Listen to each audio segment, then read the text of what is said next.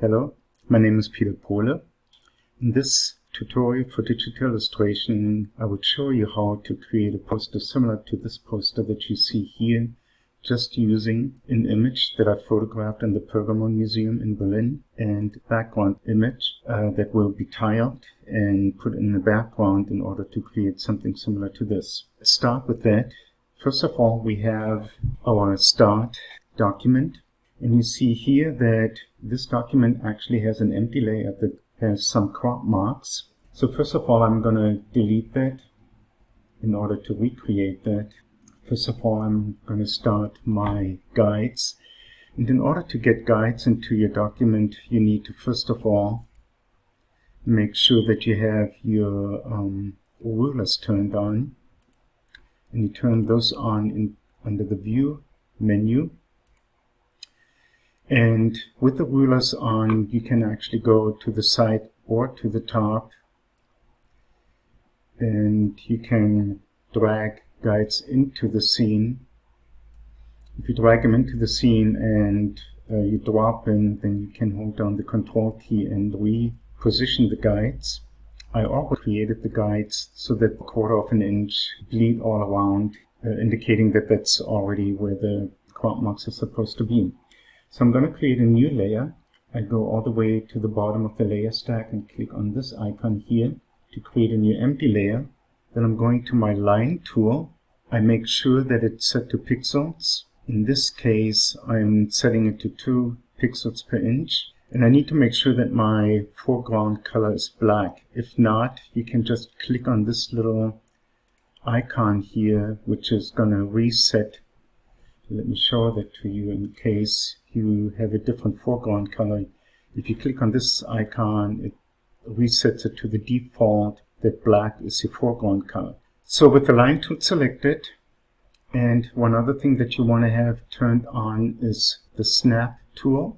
And under the snap to, you want to make sure that it's also snap to guides. Turn on and off to guides. You can either use under the View menu the Show Guides icon, or you can use the keyboard shortcut Control:.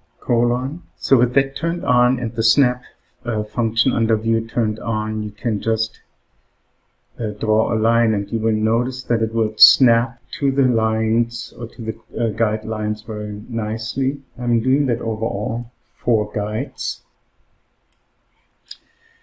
And I'm going to turn the guides off temporarily, so in the Show I can uncheck guides, and now you see that we have 4 lines created, but we really don't want the lines to be right at the edge of our final size document. So what I'm going to do is I'm using the marquee tool, click a little bit outside of the edge and draw selection marquee so that it basically just covers the inside black lines of my crop mark lines, and press delete. And then I deselect it. You can either use under select the menu deselect. I usually use the control keyboard controls, which is Control D. And now you see that we have little black lines going close to the edge of our final artwork. I'm going to rename this layer to crop marks, and I want to make sure that this layer is all the way at the top, and I like to color code it. So I'm going to go over the eyeball icon, do a right mouse button click, and give it any color. I just give it red. So the next thing is I'm going to turn my guidelines on again, Control:, and I want to bring this image in, so I'm going to select all, which is either here, select all, and you also see the keyboard shortcut is Control:, and I do a Control+C or Command+C on the Mac, which is the copy action, and go back to my original document and do a Control+V, or for the Mac Command+V, to paste my image right here in the center of my scene.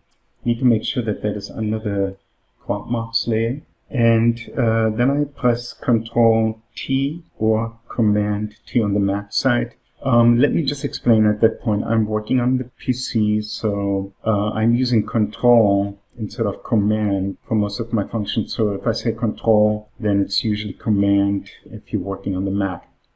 So I want to transform it and make it snap so that it's inside, or the edges are lining up with the vertical guidelines on the left and on the right. So I'm doing Control T for transform, and you see that there is a little bit of a line that you can see on the outside with the little square dots. Actually, I'm on the wrong layer here. I need to make sure that I'm selecting my layer with my image. So let me do that again, Control T. And now I'm going to snap this to my guides on the left and on the right and press Enter. So the next thing is I want to bring this wall texture in as my background. And I'm just going to show you that this wall texture is a photograph that I took of a stucco wall. If I bring it in the way it is right now, and I can show you just briefly what that's going to look like, that the resolution of that image, image of my relief from the Pergamon Museum, you see that the texture is too large, it's too rough.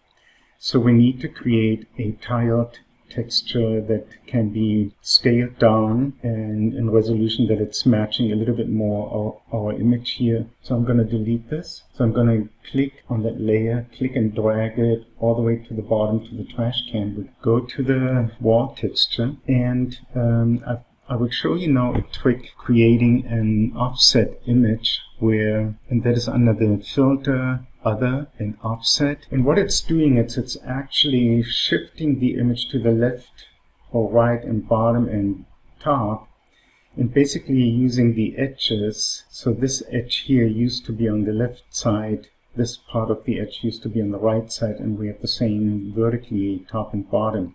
So right now we actually have this side of the image lining up with what we see on the left side. So what we need to do is, if we would tile it right now, we would really would not see a seam on the left, right, bottom, and top. But we have that seam in the middle here, and we can take care of that seam by using the stamp tool and doing a little bit retouching. By the way, when you open up the offset menu, you see that there are some sliders here, which is basically just moving the offset, and I like to put it somewhere in the middle here, and you can do that also vertically. So this is good enough. I'm clicking OK.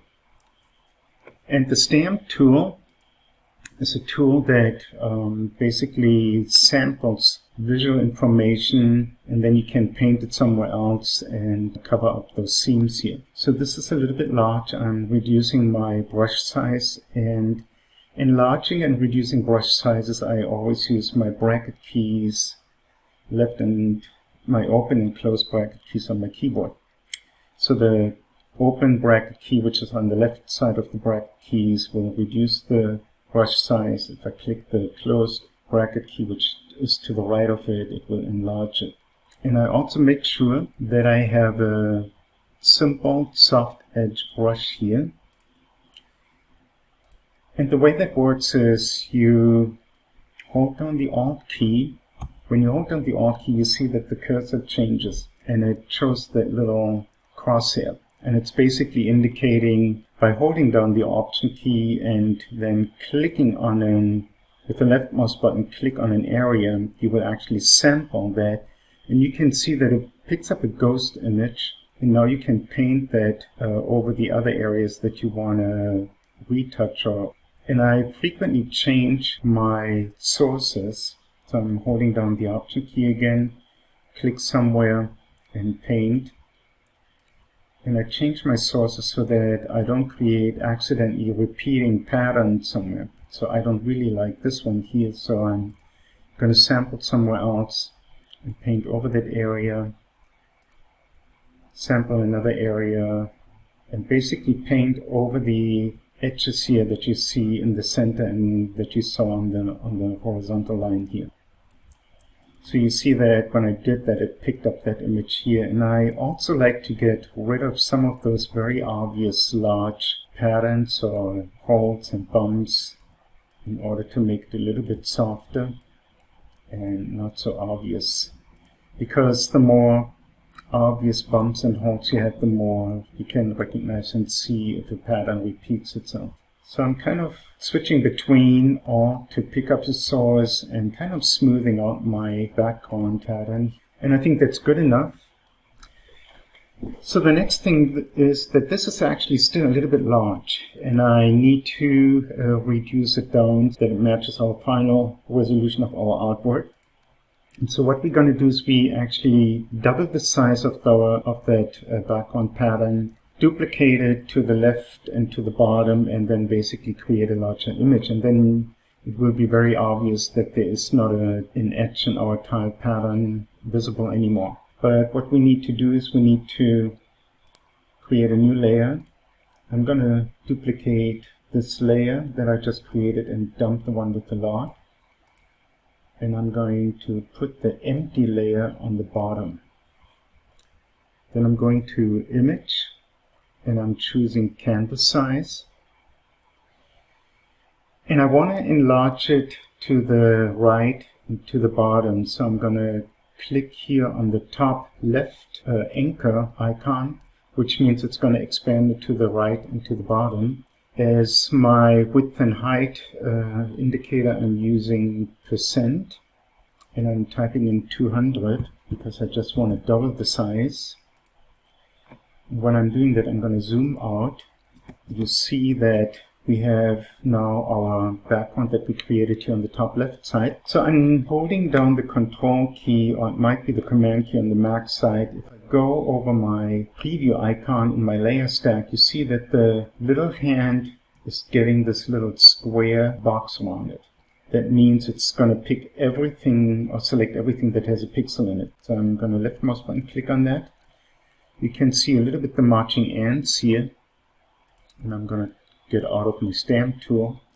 And the next thing is I'm going to hold down the Control and Alt key, and it might be the Command and Alt key on the Mac side, and I'm holding down the Shift key as my third key.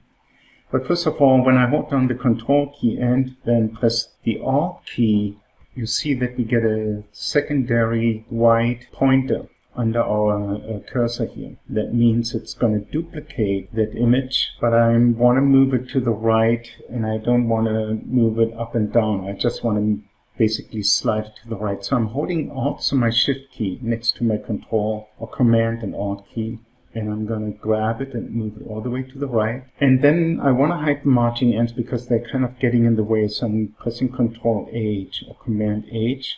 Hold down the Control key and make sure that it snaps to my image here so that I don't see a white line. So now you see that we actually duplicated that. Go back and move our cursor over the icon. Click that again. You see that we have our marching ants. And I'm going to repeat that action by Control Alt or Command Alt, holding down the Shift key and click and drag it to the bottom.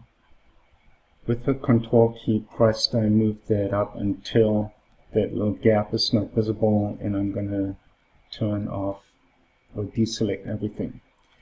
So we don't really have a seam, but you can see that we see still a little bit an indication of something like an inconsistency here.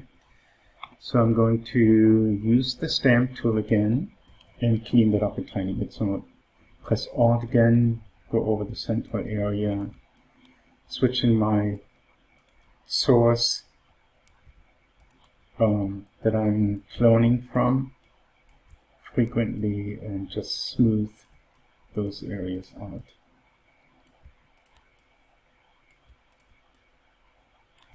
So that looks good enough, and we need to now bring this image over to our document.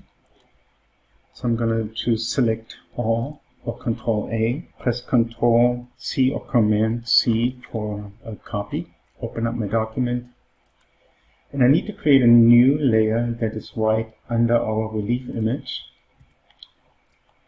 and drop that in. I'm going to press Control T or Command T again, and you see when I zoom out we have a pretty large image now. So holding down the Shift key, I'm going to scale it down and move it into place until I find some kind of what I really would like to have in the background. I think this looks pretty good, and I press Enter. So I'm going to zoom into my project here. So if you look at this relief, when I photographed it, that was inside of the museum, and you can probably notice that there is kind of a bluish highlight on the left side, which means there was a window on the left side that basically lit all of the relief from the left side with a cool bluish tone, which basically was a reflection from the sky, where on the right side the shadow areas is a much warmer, darker tone.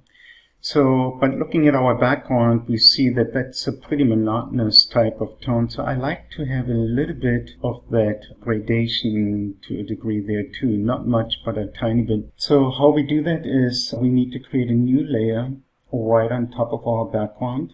And we are using it as an adjustment layer. That means we're going to change the layer settings from being a normal layer to a layer that uses color to influence the layer that is below that layer. So this is going to be called color adjustments, and we need to add a gradient. So I'm going to click on this icon, our gradient icon, and we need to do a little bit of adjustments. Let's start out with a new basic gradient, and just briefly to explain the gradient editor here, we have these stop marks that look like little houses that you can, with the leftmost button, click and drag to the left and right. And you also see that there's a little diamond in the center here, which is basically then determining the amount of how quickly it changes to the color stop that is next to it. So the bottom ones are indicating what kind of color you're going to use, white on the right and black on the left. The top ones determine the opacity, so you can have an opaque black to, on the right side, to transparent white, which you then see it will going to go into white, but it will also go to 100% transparency. We aren't going to do it with any opacity or transparency in this gradient. We're just going to change the color. So I'm going to click on the left side, click on the color icon, and I could pick a color here, but a better way is, and you would see that over here my cursor is a circle, but if I go over an image it changes to a crosshair. I can actually then pick a color from here, from my image, and use that as a guide. Click OK, and you see that we picked that color here for our left gradient stop. And then on the right side, I'm going to click on my color icon again, but instead of choosing a color from here, I'm using a color from here. So maybe something that is over here. It's kind of, you can see it's almost like a greenish gray.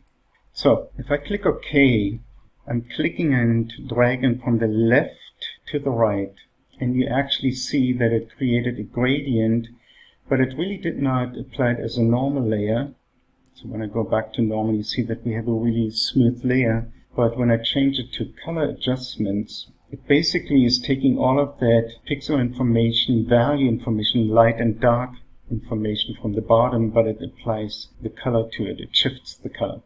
So looking at that, the colors are okay. The only problem is that this blue gradient is stretching out too far, because we have the blue only on those areas that are really facing toward the window. So we need to adjust our gradient a tiny bit.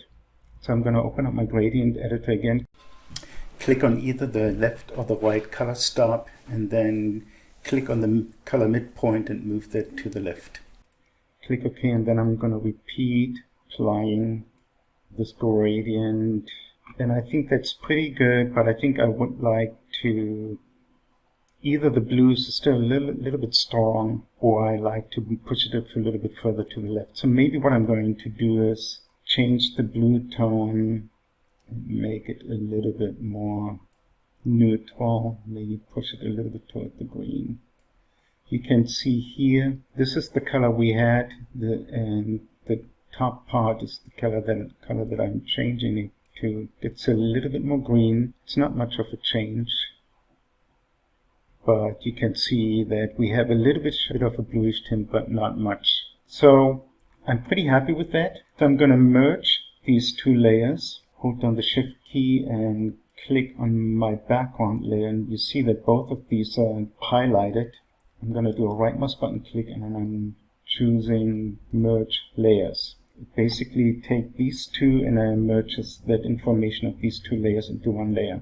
The next thing we want to do is we want to add some text here at the top. It's saying Berlin, and then at the bottom it's going to say Pergamon Museum. But I like to have the text of Berlin really large and then a more narrow line at the bottom that says Pergamon Museum. So I'm going to select my layer with my relief image, hold down the Control key, and with the Shift key selected, I'm sliding it to the bottom, somewhere around here, so that looks pretty good. Going to my text tool, click here at the bottom to the left. You see that we created a text layer yet. From experience, I know that I need to enlarge my size of my text to 700 pixels. And I'm choosing the Franklin Gothic Heavy. You can pick a different typeface, that's up to you. I would recommend get a heavy sans serif type. So then I'm going to type in all caps Berlin. It's not fitting right into the scene. So with the text layer selected, I'm again pressing my Control key, and you see that we're going to get our transform box. So I'm going to take that, slide it to the back, kind of put it close to the edges of my top left edge and grab my tool. You kind of have to be careful because the shift function in this case with the text doesn't work. Just want to kind of spread it out, drag it out to the right so that it almost touches the guidelines. And that looks good to me. So and then we want to type at the bottom Pergamon Museum, and I think that 300 pixels is good enough for that size. That is all in upper and lower caps. Might be a little bit too big. I'm holding down my Control key again, or you may on the Mac you want to try the Command key. Grab basically one of the top or bottom boxes of my transform tool, which I'm getting when I just hold down the Control key, and then drag it out to the right that it also touches almost the border. I think that's good enough. Now we have the text there, but what we really want is we want that text to have exactly the same texture as the back texture, and then we're going to apply a bevel and a shadow to it so that it make it appear that it stands out, that it's coming toward the viewer. But in order to do that, the best and easiest way is, first of all, turning off all of the layers and only have our background visible.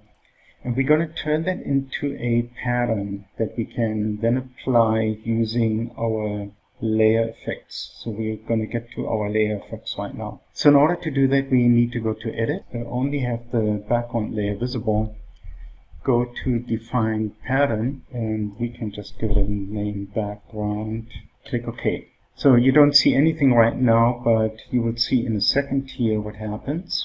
Let's start with our Berlin layer. Going to the Effects menu, choose Pattern Overlay. And when you choose that, you have a window with an icon here in a drop-down menu. And right now you see there are several menus here. The one that I created is the last one, which is this one here. When I select that, you might think what happened to the text here. The text is still there. If I go to Berlin and I'm turning off my pattern overlay, you see that it's there. But the reason why we don't see anything is that that pattern was put right on top of the text, and since it matches our background, that is the reason why we don't see anything. But we will see something in a second if we add a bevel and emboss effect to it. So now you can actually see that something is happening here. Under the bevel and emboss, you have several settings. At the top, you have style. You have inner style, outer bevel, inner bevel. I choose the inner bevel because my text is going already way to the edge of my poster. You can play with the other thing, emboss, pillow emboss. I mean, there's a lot of different choices here. I think I'm going to go for inner bevel. And then you have some choices here. You have chiseled soft, smooth, and you cannot really see much. Probably if you increase the size, then it becomes a little bit more obvious what the difference is between soft, chisel hard, and chiseled soft. And again, those settings you can adjust later on, even the size and all of those settings. So I think I'm going to go for something like about that much bevel for this typeface. You can soften that a tiny bit if you want to, so that creates a little bit of a softer transition. So we might want to leave that, but we can definitely come back later and change that. So the next setting is here, the light direction. There's a little circle here, and there's a little crosshair thing at the top that can determine if the light comes from the front, then you have hardly any effect. If you move it closer to the circumference of the circle, then you have more light. And we kind of want to match the direction where this light is coming from. So I'm going to move that almost to the side, but a little bit to the top, because we want to have a little bit of the light also on the top. So somewhere at if you read it as a clock, it would be the 10 o'clock setting. And then you can also change the color. So I already changed that to a kind of a bluish tone. And you can change the opacity of how much of the blue is going to have an effect. So even that you can adjust a little bit later. Then the shadow part, here I changed to, I think I'm going to go a little bit toward the greenish direction, the brown. So remembering that our shadow here were more of the greenish tone. So we have a little bit of a more greenish, dark gray shadow effect. Something else that I want to add, and the layer effects that you usually pull up here from the bottom, you can also pick here from the left of our layer style menu, which is a drop shadow. And what I want is, I want that shadow, I want to play a little bit with it. I want the distance maybe about here, but I want the size enlarges but softens the edge, which is kind of nice, but the spread can also harden the edge again. So I'm going to play with these settings to get a somewhat of a soft edge, but I want also, what I really want is I also want a little bit of a dark shadow on the left side. So the light is coming a little bit from that direction, as you can see the indicator in the circle here. But I also want it to be spreading out on the left side, so that it gives it a little bit more the feeling that the whole letter is coming to the forefront or coming forward. So that looks pretty good at this point. Now we need to apply the same settings to our other text here at the bottom. To make it a lot easier, we can actually copy all of those layer styles and paste them into other layers. So with the right mouse button click over our layer effects area here, we can choose copy layer style, select our Pergamon Museum text layer, and paste the layer style. So you see that automatically applies all of the same settings here. The only thing that we want to change is the bevel settings. So we're going to go here and double click on the bevel and emboss.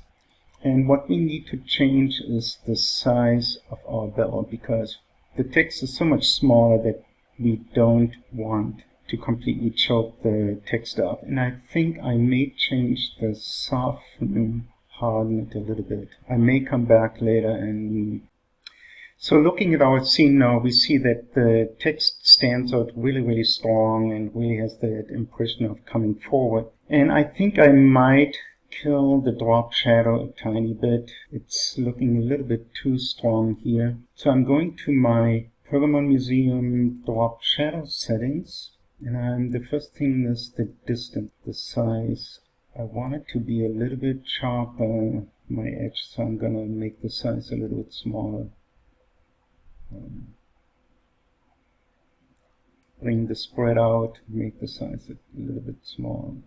Yeah. You have to really play with all of these three settings to come to the solution that you really like. There's really not a right or wrong. It's kind of really dependent on what you want to achieve. At the top I might do the same, adjusting my drop shadow. I think that the distance might be a little bit strong.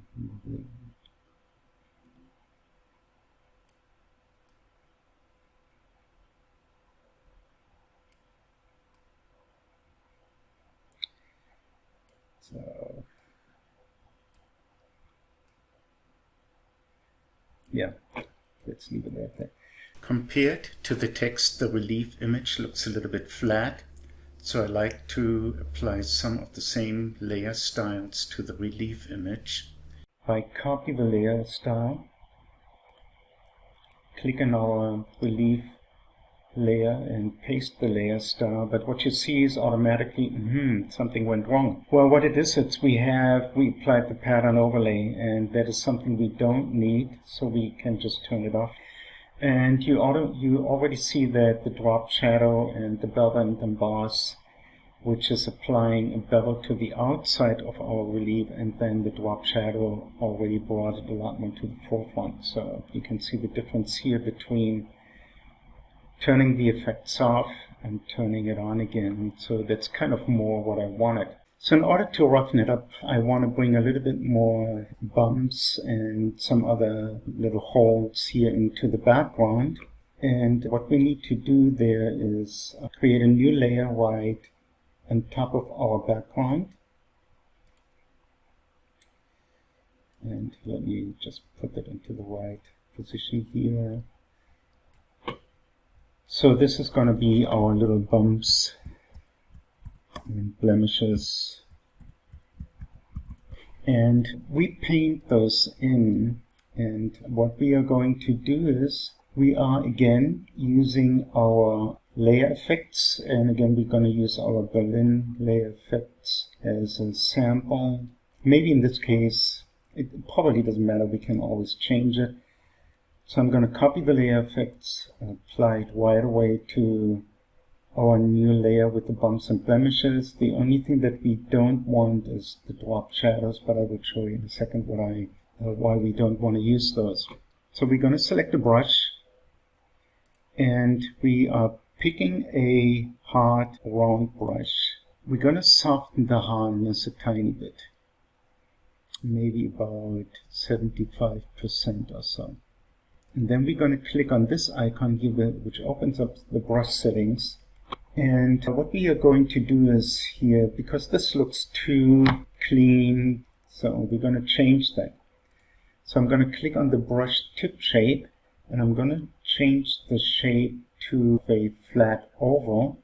Then I'm going to click on the shape dynamics, and I'm going to choose angle jitter. And you see that it's actually going to use that oval tip shape and rotate it while you draw. And on top of it, I'm going to change the size to give it a size jitter. So when we draw a line now, we will actually get a broken up line with very irregular angle. And then the third thing, or the last thing, is under transfer. Since we're going to be working with the stylus and the tablet, I want to have to control the opacity and the flow, which is kind of like the opacity by the pressure that I applied to the tablet. Under opacity, I'm going to leave the opacity jitter slider all the way to the left, but under the control, I'm choosing pen pressure. Under the flow, I do the same. The flow jitter I leave at the left, and I change the control to pen pressure. That means with less pressure, it's going to be less opaque. With more pressure, it gets increasingly more opaque. These are the brush settings. Painting on this layer now, and I'm going to turn my effects off so that you see right now we paint with black. This is kind of what you see, right?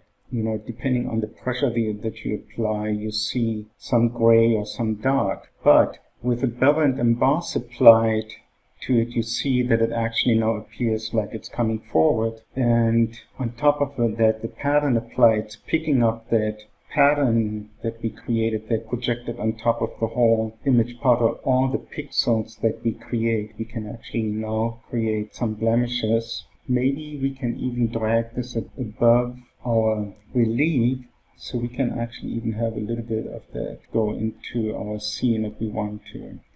But at this point, we want to keep it all under all of our text layers. I'm going to highlight my text layers with a blue box because it gets a little bit confusing. So I'm just going to go over it, just break it up.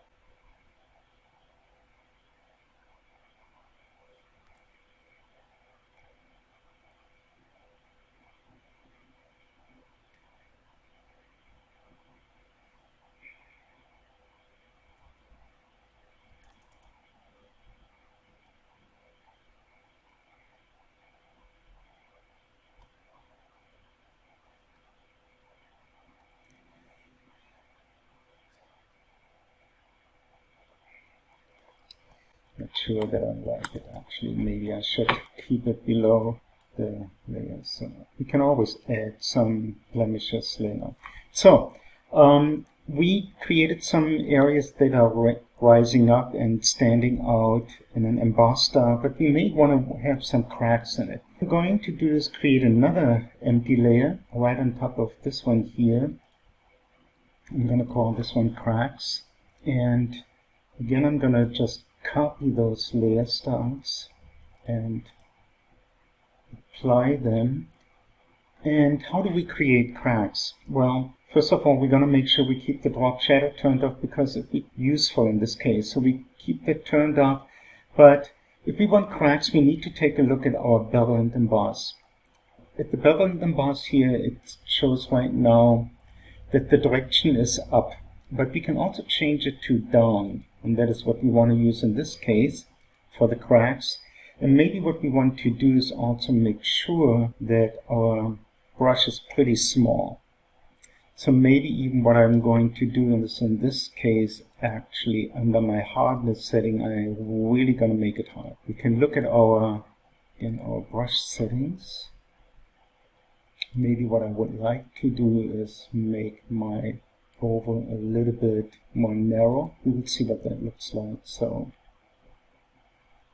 that actually creates some pretty nice cracks and crevices, as if the areas are chipped out.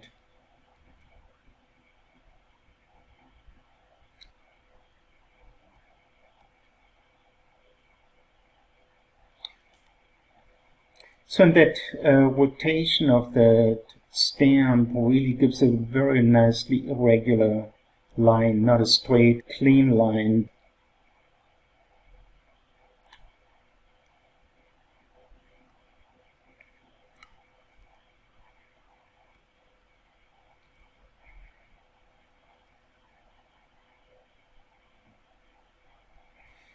The other thing that we could do is on the bevel and emboss, we can change the soft settings and drag that to the left, and you see how much it charms that. So probably a medium value would be good there. Kind of can test the same on our raised areas. Yeah. So, and if we want to create something like a pebble or so, then we would go here and just turn all of those settings off and maybe get rid of that oval here. So we're going to make our brush round again, see what that looks. So we can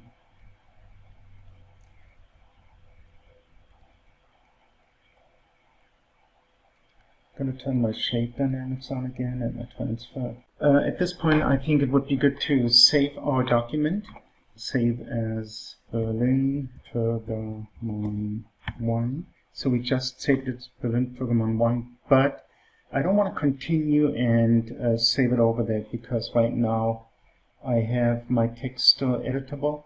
I would like to, we need to actually then convert it or rasterize it to get the bit of breaking up of the letters. So I'm going to save it as a 2 version.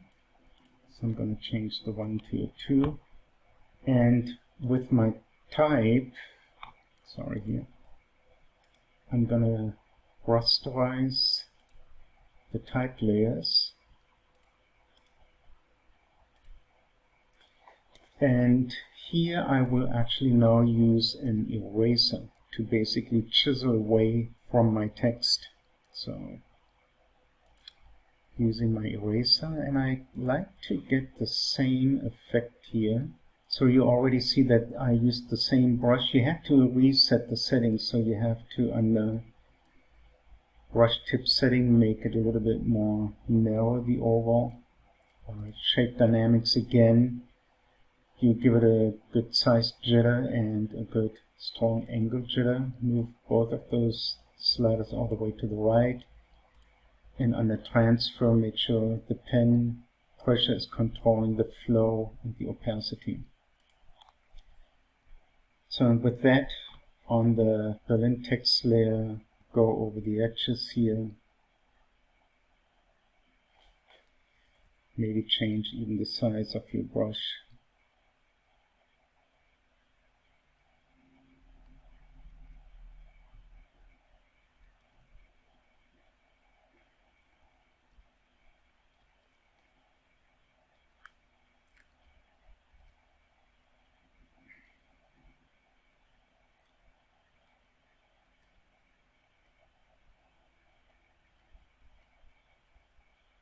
I'm going to drop the opacity of my brush down because it seems like that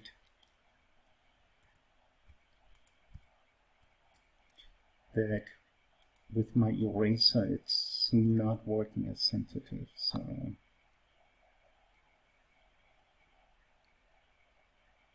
because I want to get it a little bit softer.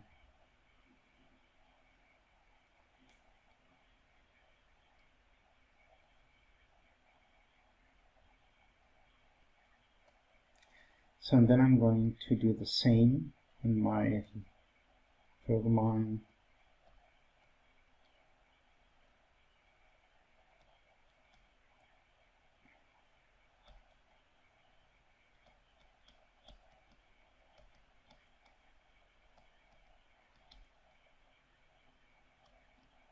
The idea for this poster was that many buildings in Berlin still had facade damage from the Second World War. You know, you can still see bullet holes that fragmented the stucco in the surfaces of the building, and that kind of gave me the idea of doing this kind of effect on my poster here.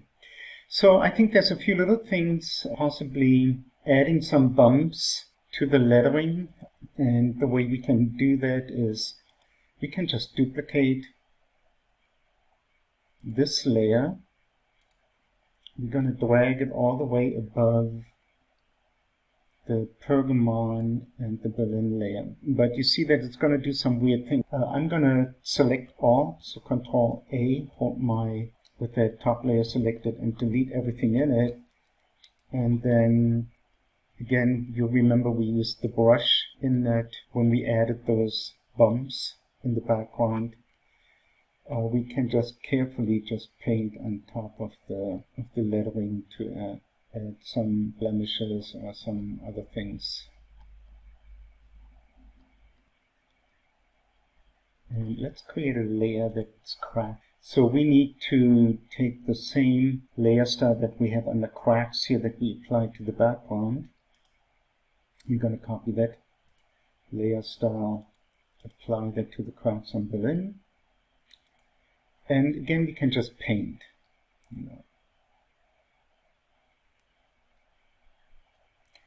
So we probably want to go small. That looks pretty rugged and pretty distressed and broken. So it's maybe a little bit overdone in some areas, but I think that's not bad. So in order to bring the relief out and show it more and give it a little bit more of a three-dimensional look temporarily, by the way, you can actually also collapse all of those layer effects. It stretches out the layer palette so much. So I want to turn everything off, all of it except showing my background and my relief. And we can take this also as a pattern. So we're going to define that as a pattern. And I'm going to call that relief pattern. So, and let's turn all the rest back on. Basically took just a snapshot of everything that was visible. Going to my relief pattern, I'm going to expand my layer effects for my relief pattern, and I'm clicking on my bevel and bars. Here we have an option that says texture. So if we click on that, we can actually pick up the texture that we just did. Easier. Good, we have that. Let's turn all those back on. So now you can actually kind of see what the difference would be with, without and with that bevel and emboss. It definitely punched it forward. It might be a little bit much, so we can always adjust it. Go under the bevel and emboss to our texture submenu. Reduce the depth. I hope this makes a really nice, interesting image. So if you go back to what we had in the beginning, this was our image that we worked with.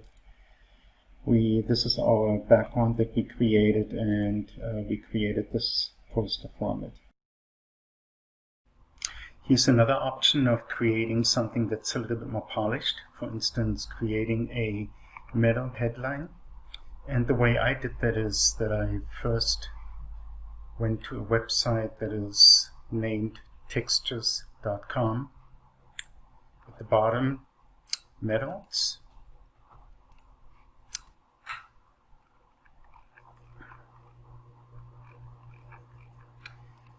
I like this metal here, and I downloaded it. And you can actually get a login for free. You have a certain amount of credits per day that you can download.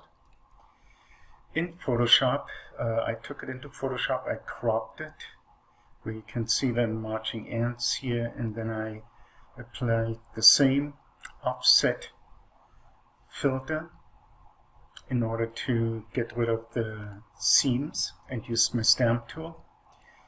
In Photoshop, let me go back here, I turned this actually also into a pattern by choosing Edit, Define Pattern. Then in Photoshop, on my museum poster, I created a new text layer, Berlin, and under Apply the Pattern Overlay here, where you can see that I used that, and I kind of scaled it down so that I could see a little bit blemishes and that it wouldn't look too clean.